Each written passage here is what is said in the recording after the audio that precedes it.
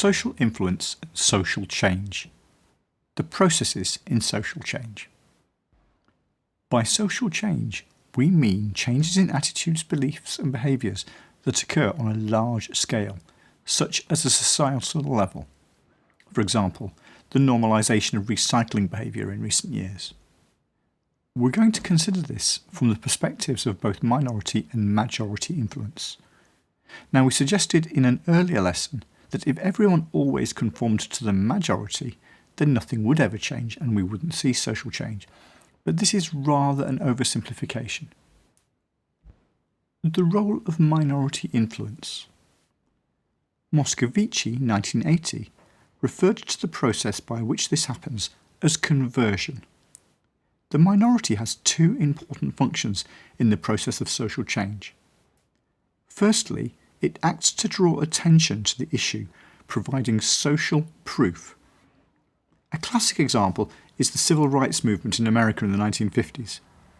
More recently, you could think of attention brought to the impact of plastics on the ocean. So the minority group acts to educate and model appropriate action. Secondly, their behaviour acts to produce cognitive conflict in the members of the majority.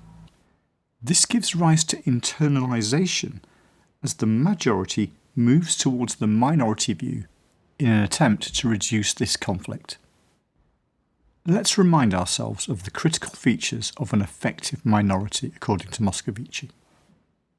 Firstly, they must have consistency. Secondly, they must demonstrate commitment. And thirdly, they must have flexibility.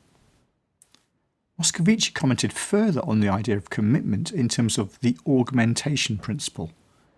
This is the idea that the level of commitment, when it is seen to put the individual at risk, acts to increase the level of internal conflict which then needs resolving by members of the majority.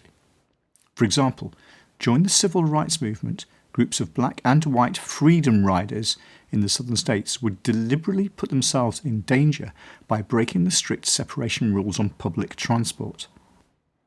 Next, a snowball effect of increasing focus and growing numbers leads to a tipping point, and at this point, social change is likely to occur.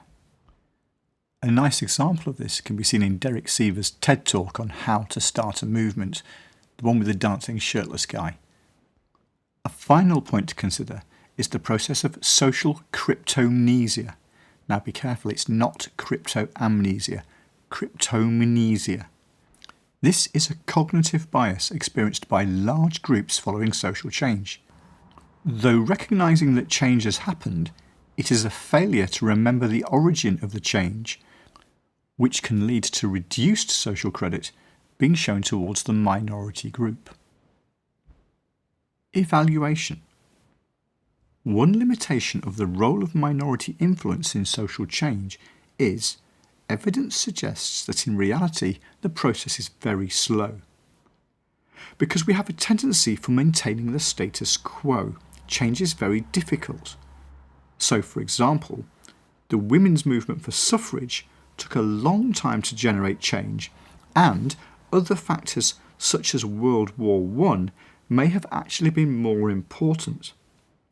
So it might be that minority influence creates the potential for social change rather than actually bringing it about. Another limitation of the role of minority influence in social change is that the influence of a minority might be limited because of their social perception. The minority group is likely to be seen as deviant, and majority group members will be resistant to association with them. It may therefore be that the minority message gets less attention than the source of the message. An effective minority, therefore, have got to work against a perception of deviance.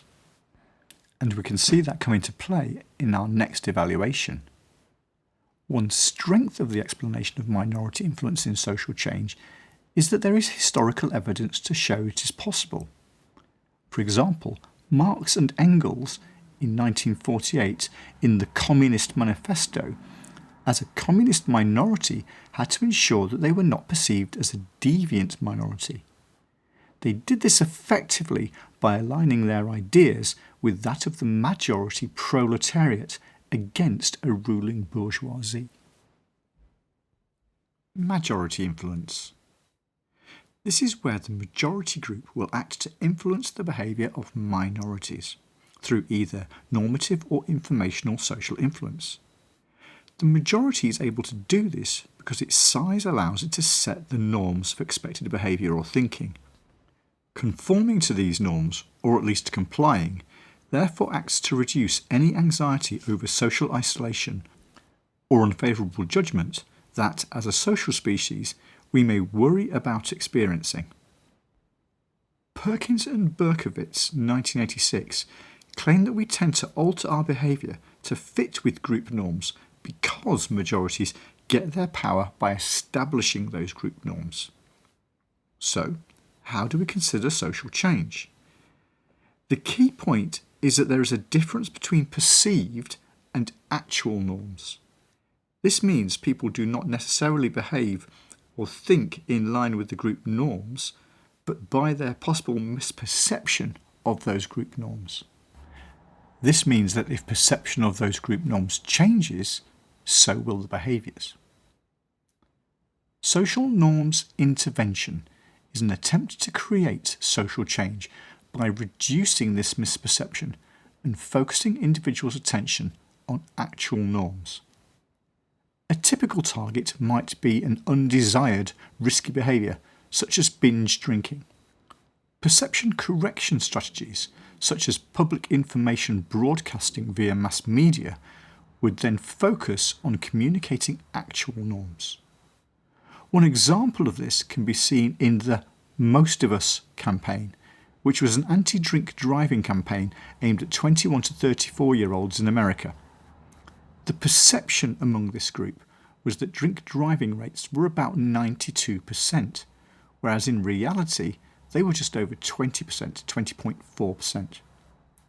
Counties which ran the campaign in their media had a reduction of 14% in drink driving incidents. One limitation of majority influence to explain social change is there are limits to the effectiveness of social norms intervention strategies. For example, De Jong et al.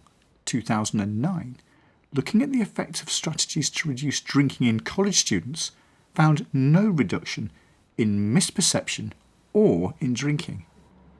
This implies there may be other factors involved, such as the source credibility of the information being provided, or individual differences in people's resistance to majority influence.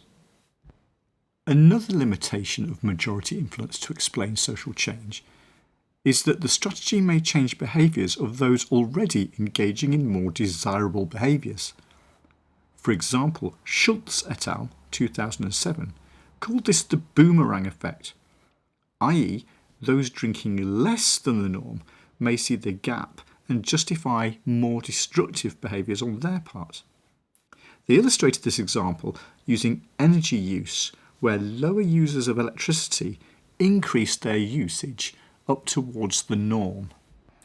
This suggests that majority influence mechanisms for creating social change may actually have a negative effect.